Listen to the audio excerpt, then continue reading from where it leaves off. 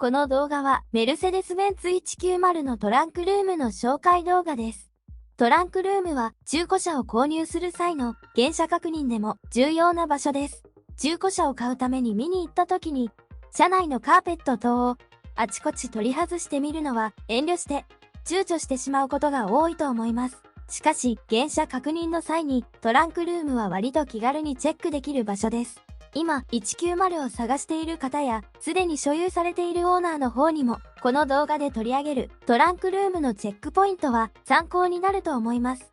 トランクカーペットは敷かれているだけなので、簡単に取り除くことができます。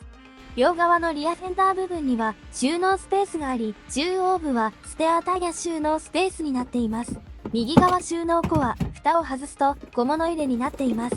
さらに小物入れのケースも簡単に取り出すことができます。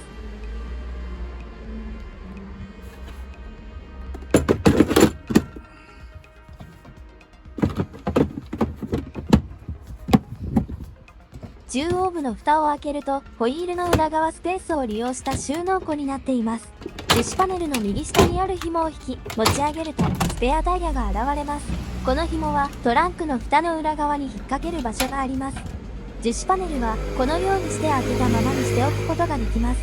中古車屋でスペアタイヤまで外すのには遠慮してしまう場合は、この状態でスペアタイヤ周りのボディに錆がないかを調べましょう。鉄板の歪みや波打ちなど事故の修理跡も見つかるかもしれません。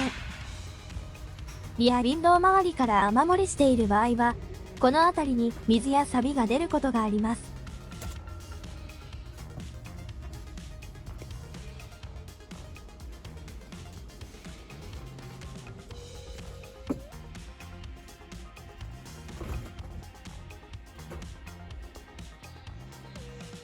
左右の収納庫下のボディを見るには、リアフェンダーの内張り樹脂パネルを外さなければなりません。しかし、このカバーは結構外しにくくて、下見で外すのは嫌がられるかもしれません。このカバーの後ろに、バンパーのボルトにアクセスするために開けられる場所があります。ここを開くと、水が溜まってないかを確認できます。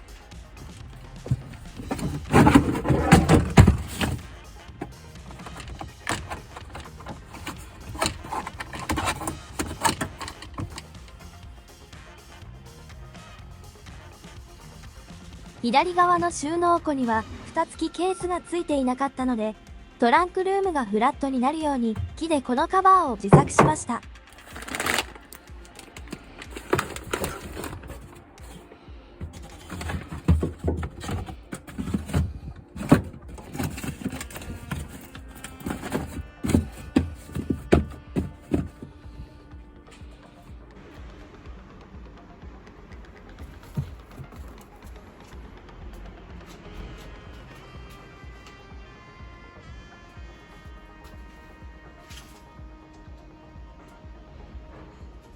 開口部左右裏側もスマホのライトを照らして、錆が出てないかチェックしたい部分です。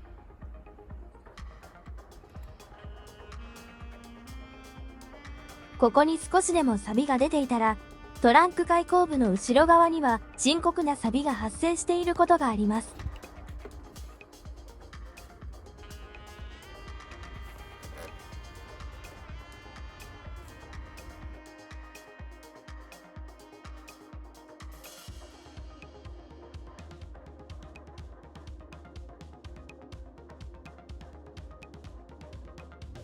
トランク開口部左右の角も錆の手がかりが出やすい場所です。リアウィンドウ周りの錆も190は多く、この辺りもひどく錆びている車があります。